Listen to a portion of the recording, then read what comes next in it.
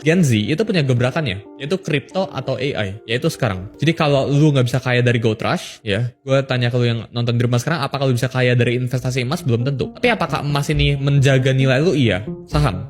Apakah lu bisa kaya dari saham? Ya mungkin ada beberapa orang ya yang kaya dari saham. Tapi apakah lu bisa kayak Warren Buffett dulu ngasilin jutaan persen returnnya? Belum tentu jawabannya. Terusnya internet. Apakah lu bisa kaya sekarang dari trading domain dan sebagainya? Belum tentu. Apakah lu bisa kaya dari Google Ads dan sebagainya? Mungkin aja bisa, tapi lebih susah guys. Tapi kalau lu mulai dulu, misal lu internet bubble di tahun 2000-an lu udah mulai duluan, lu punya first mover advantage, probabilitas lu buat lebih kaya itu lebih tinggi daripada sekarang. Sekarang tuh udah overregulated, semuanya udah diadaptasi sama semua orang. Dan kita bicarain crypto itu masih baik banget orang yang skeptis guys. Dan waktu-waktu ini itu waktu-waktu dimana menurut gue ini bakalan jadi one of the best boom buat cryptocurrency sama buat AI. Institusi sama pemerintah itu baru aja adoptasi crypto ya di tahun 2024/2025 ini di saat eranya Trump. Kita bicarain 2024 awal, ETF-nya buat Bitcoin itu baru aja disetujuin ya. ETF itu Exchange Traded Fund. Maksudnya kayak gimana? Jadi sekarang institusi atau old money tanda kutip ya itu bisa masuk ke cryptocurrency. Jadi mereka tuh nggak perlu cairin, nggak perlu masukin duit mereka lewat OTC market, yang nggak perlu daftar exchange dan sebagainya. Mereka cukup beli lewat BlackRock. So mereka cukup beli lewat FinEx dan sebagainya. Jadi yang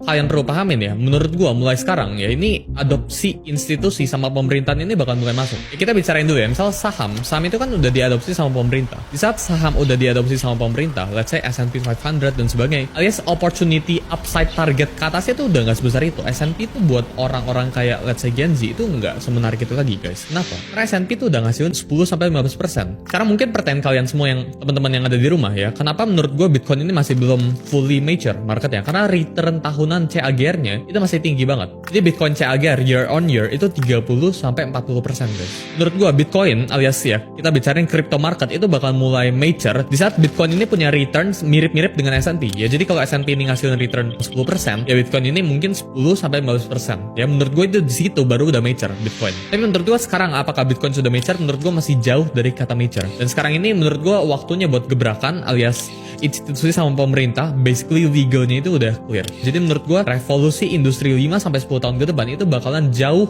lebih berharga daripada 20, 50 atau 100 tahun ke depan. Karena kita bakalan go digital. Ini salah satu hedge fund. Jadi hedge fund itu fund yang mengelola banyak duit. Namanya itu Ray Dalio, ya Bridgewater Associates. Ray Dalio ini awalnya minta kalian buat allocate 1% aja ke Bitcoin atau ke gold. Tapi sekarang ya hedge fund terbesar di dunia itu udah mulai adopsi Bitcoin. Ya jadi Ray Dalio investors should allocate 15% to gold and Bitcoin. Ini menurut gue salah satu bullish catalyst juga ya. Jadi kalau lu bicarain apakah kita sekarang sudah telat, menurut gue ini belum telat. Tapi kalau kita bicarain mungkin ya, kalau lu invest dalam 4 tahun ke depan, mungkin itu bisa aja udah telat.